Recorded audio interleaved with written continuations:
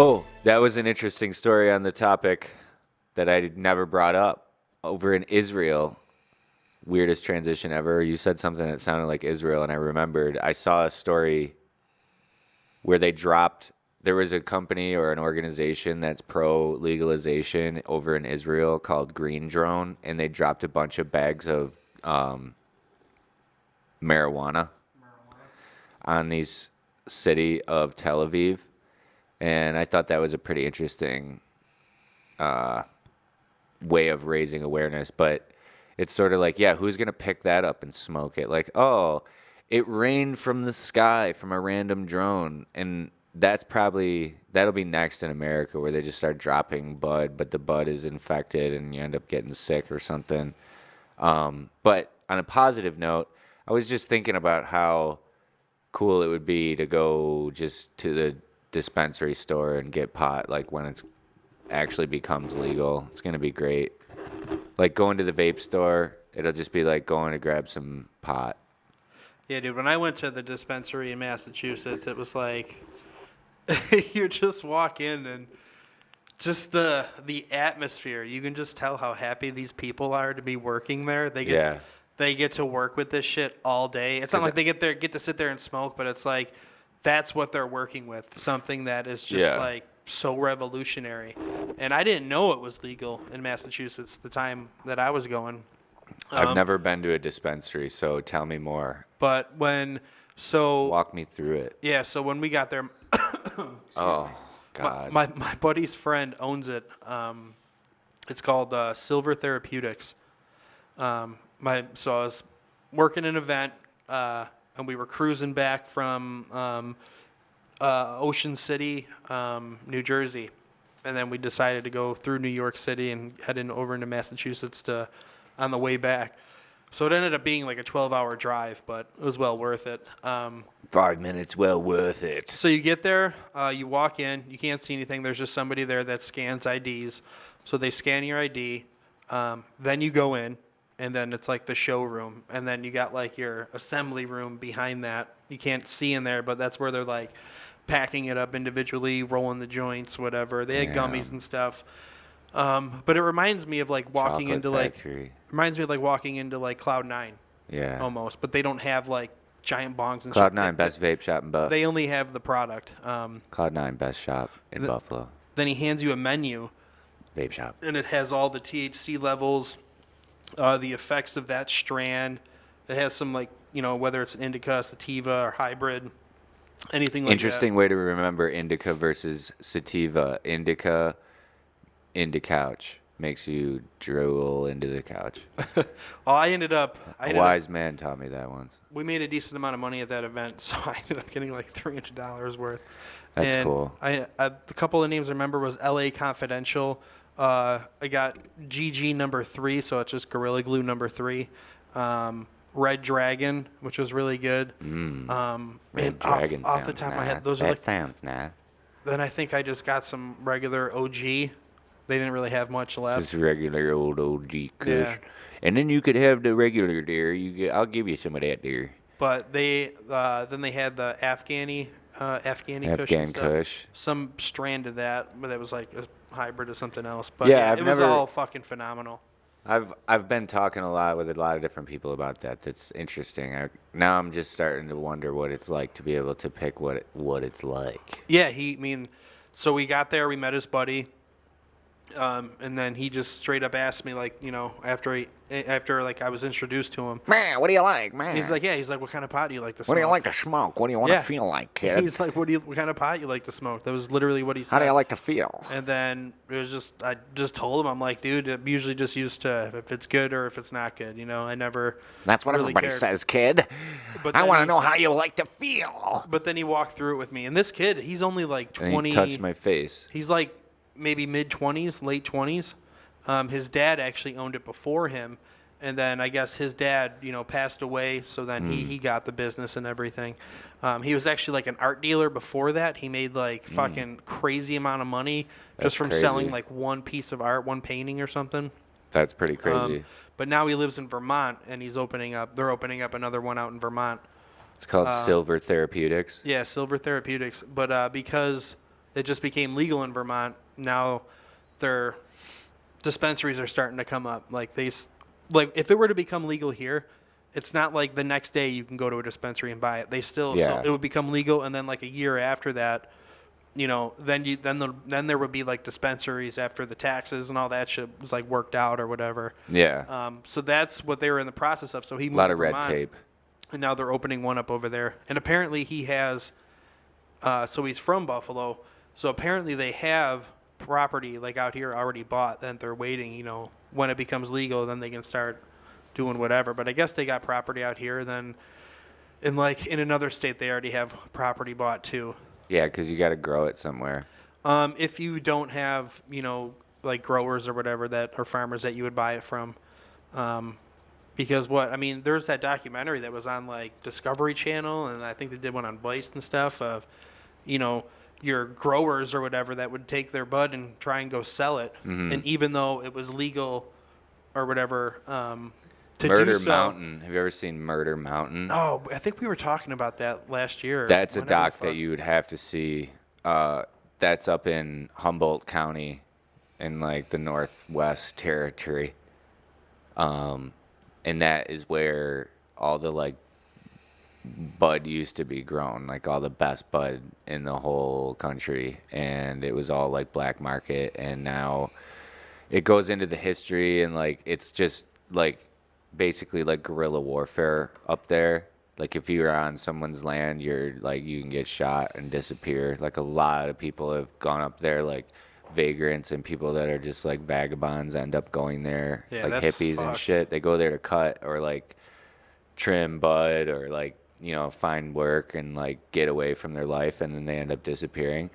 But it goes through a whole story of this one kid that disappeared. And Murder Mountain, though. It's a several piece documentary, but that's awesome piece.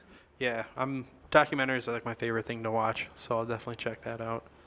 Did you ever watch the show Weeds? No. A lot of my friends did though, and they really liked it. They would watch it religiously when it was coming out. Yeah, it's a really good show. Some of the last seasons are kind of stupid, but other than that, like it starts off so good. It's such a good concept, but then it gets a little weird. I won't ruin it if you ever decide to watch it, but it's definitely worth the watch. The episodes are only like a half hour, and you can get through it really quick. But it's just, if you like to smoke bud or whatever, it's such a good show to watch. Yeah. I definitely think we should start having guests on, because I just thought of another thing. My buddy Sopper owns a store here in Buffalo. And he had a Snapchat story that was just so funny of this like street creature who had come in and was like mumbling, and he couldn't even understand what he was saying. And then he just like took all the cans and just walked out with them. And Sopper's like such a funny dude. Like I bet if we got him on here, he would have some amazing stories. That would be pretty fun too, because anybody can be on. We can have anybody on. Yeah, they don't have to be known, or they can be known, unknown, doesn't matter. Yeah. Yeah, we definitely should start having some guests. And I think we should definitely start doing some like self content and or talking remotely so we can get more videos up. Yeah, we were talking We could do like 10-minute bits. the one kid we work with, he wants to come on, a graphic designer. He wants to come on. Yeah, Jael coming all the way from Puerto Rico. He's could got a listen pretty to cool his story. That's what I mean. I think it'd be cool if he shared his We story. could listen to his entire tale about how he came from all the way from Puerto Rico to work with us in Buffalo. That's fucking sweet. I think we should wrap with the Danza Slap edit, because we found out that the Danza Slap Has another meaning. has a somewhat different meaning. So originally, well, according in what Mike knows of it. yeah, ironically, our boss told us. We were like, yeah, do you know what the Danza Slap is? And he's like, yeah. And we're like, oh. Yeah, we were like shocked. We didn't think, because I definitely didn't know what it was. You were the first person to talk about it, which we talked about on the pod. Yeah, I think there's a few different like versions of it and shit. The one we told The was Danza Slap. the one we told was one that I heard back when I was like a freshman in high school. And then the one that we just found out from our employer. Yeah, our esteemed cool boss. Yeah, he was. We were laughing after work the other day. Dude, telling him about this. Yesterday was a laugh fest for sure. Yeah, we had a good day.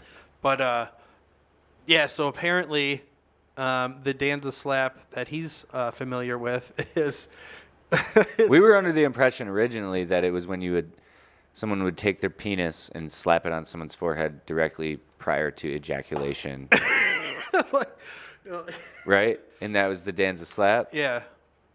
Would they say anything? No, Or they it wouldn't. was just a slap. They wouldn't say anything. But this version that Mike knows is really good. So, I don't think it matters what position you're in or whatever. No, yeah. As you're doing it, you just ask, "Who's the boss?" You ask him, "Who's the boss?" Ask her. Yeah. Or him. Or him, whoever you Whoever. are, whatever Yeah, your whatever you preference like. is. We don't discriminate. Or they. But you ask them, "Who's the boss?" Who's the boss? Who's the boss? And then when they say, You. are, it's you. You are. Yeah. It's you. You. Then you say, no, Tony Danza. Tony Danza. Tony is. Danza's the boss. And then you fucking whoosh, whip them across the face. Yeah. Either with your erectile penis, Yeah. You can use your your erect penis, if or she's into your that. hand, or your Obviously, ask permission, or don't. Do whatever you want. Yeah, But we don't recommend doing something that you don't have permission to do. Always have a safe word. Always get a contract signed. It's Get really it. important. Yeah. Always Get it in writing. Have a safe word prior to attempt of the Danza slap. It's safe to say. Fidelio. Fellatio? Fidelio. What's that? You ever? It's from. Sounds like an ice cream flavor that I would try. So Stanley Kubrick did this movie, the last one he did before he died, Eyes Wide Shut, with Tom Cruise and Nicole Kidman. Great movie. I've never finished it. I only watched the first half because I was so enamored with it, and I had to go to work one day, and I never watched the second half. I'll probably watch it tonight.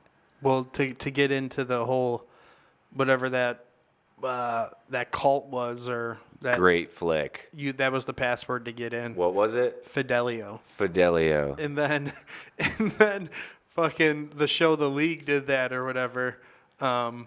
Andre, I don't know the actor's name, but he's in a bunch of stuff.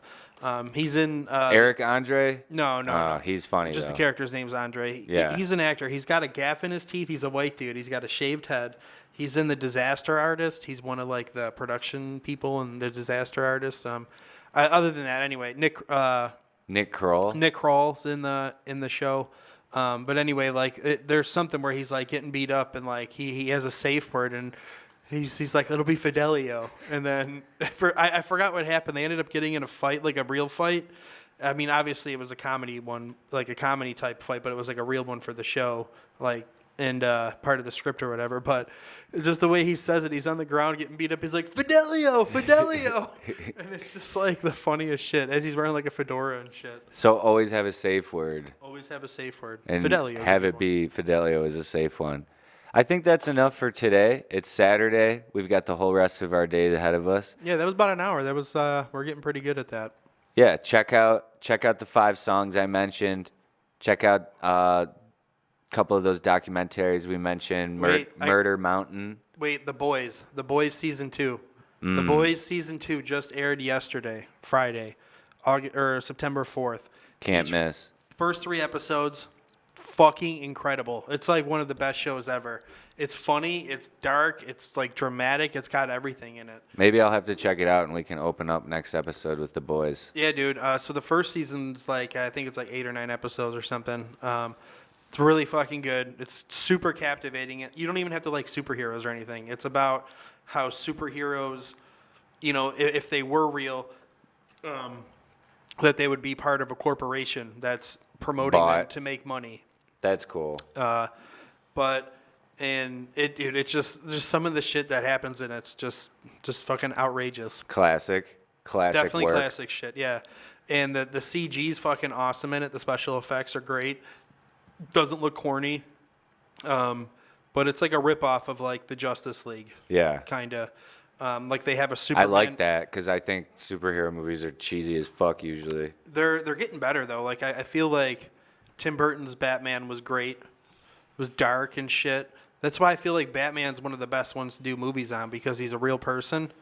Doesn't have any superpowers or anything, but he has such a dark backstory, so you can make it such a dramatic story and everything. It's a gothic story. I mean, I don't think there's been more superhero movies made You feel in control. other than Batman. Like, look at how many movies they made of it. How many different actors have played him. You were merely. What does he say? I was born in it. You merely adopted the dark.